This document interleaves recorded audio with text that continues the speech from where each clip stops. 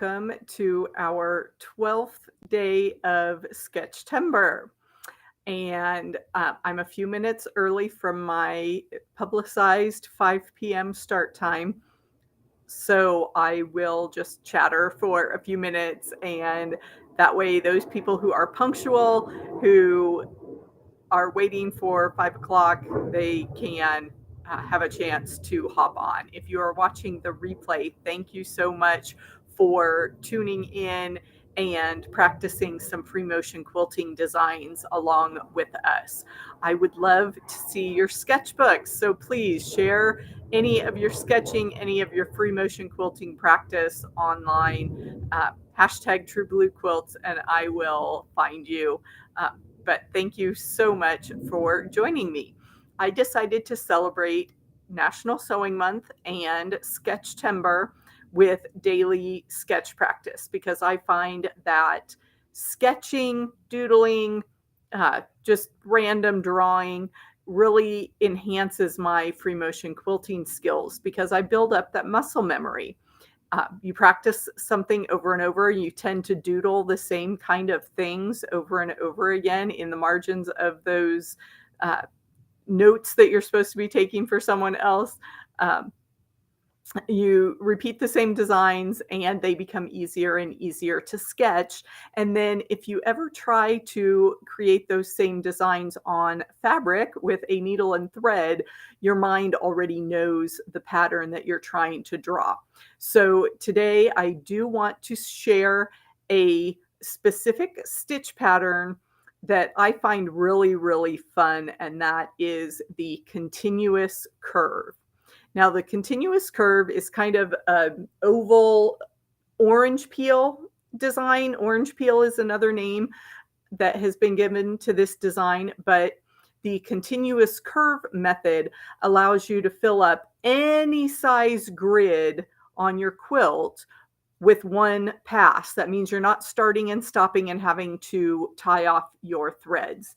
So let me grab my trusty whiteboard. That's my sketch pattern, and we will practice the continuous curve free motion quilting design.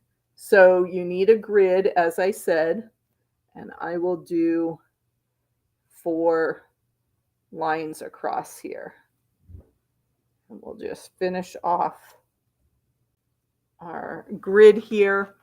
And we need to make a few definitions because, again, I like to name my different designs, follow some word patterns, because that makes the design stick in my head a little bit easier. So with continuous curve, these vertical lines I'm going to refer to as walls. Think of a house. We're traveling along the walls. Horizontal, if it's at the top of your block, that horizontal line is your ceiling. And when you're going across a row, the bottom horizontal line is the floor. So we want to start at the bottom left of our grid on the top row, the bottom left corner of that top row. And we're going to travel along 3 sides. So that means we have to travel from the first wall across the ceiling and down the wall. And I'm just curving around those blocks. You want to look at your destination. So you're going to want to pay attention to those corners, but it doesn't matter if they don't hit exactly at the corner because this design is very forgiving. So you just repeat that pattern in every square. I'm going to travel up the wall, across the ceiling, down the wall. Wall, ceiling, wall, wall, ceiling, wall. And when you get to the other side of that row, you're going to bump back across the floor. So I ended here and I'm going to bump back across those floors. And you can see I didn't hit that mark very well. So we'll come in and we'll make a bigger hump there for that block. That creates 1 row of orange peels. Now I don't want to continue down this first wall anymore. I'm going to, so the first block is going to be a little bit different on this second row. I'm going to start with the ceiling because I want to continue traveling kind of a serpentine path across these blocks. And I will do the entire second row saying those words, ceiling, wall, wall, ceiling, wall, wall, and then back across the floor. So here it is in real time across the second row. Ceiling, wall, wall, ceiling, wall, wall, ceiling, wall, wall, ceiling, wall, back across the floor. And there we've got our second row. And you can see how this kind of squarish design becomes circular when you put that second row of curves in. And again, I'm just going to keep going. I'm going to fill up the next 2 rows with ceilings and wall bumps. Ceiling, wall, wall, ceiling, wall, wall, ceiling, wall, wall, ceiling, wall, bump across the floor. Start again, ceiling, wall, wall, ceiling, wall, wall, ceiling, wall, wall, ceiling, wall, bounce across the floor when you get to the bottom. And then we're ready to finish it off by traveling up the wall to our starting point. And we have just filled in our entire checkerboard block with continuous curve. So I find this a really fun, I guess I just like the rhythm of the ceilings and walls to travel across there. As I said, it's very forgiving. If you don't exactly hit that corner, maybe maybe you have a very thick seam right there and you don't want to go all the way into the corner. You can kind of give a hint there and not hit it exactly, and it still creates that circular illusion, and you are going to be just fine with that design. There are some variations. So let me just do a larger 4-patch there. And you can loop either inside or outside. So if I wanted to loop inside, I would just make my extra little curly cue point down at the bottom of my block. And there you get a little lacier effect. You can also do more of a bracket effect. And I forgot my walls there, so I will fill them in. And you can see I haven't practiced that one as much because it takes a little more concentration to do those brackets. But this row was just done with kind of a curly M, and this row was done with a point at the center for those fancy brackets. So you can see how you can really change up the look of your design by changing how you travel. Are you going to travel with a smooth path? Are you going to do some loopy things? Are you going to like go down and up? You could, let me try that. When I was saying down and up, you can make your curve a little uneven, more like a swoop like that. So let's quickly see how that would look.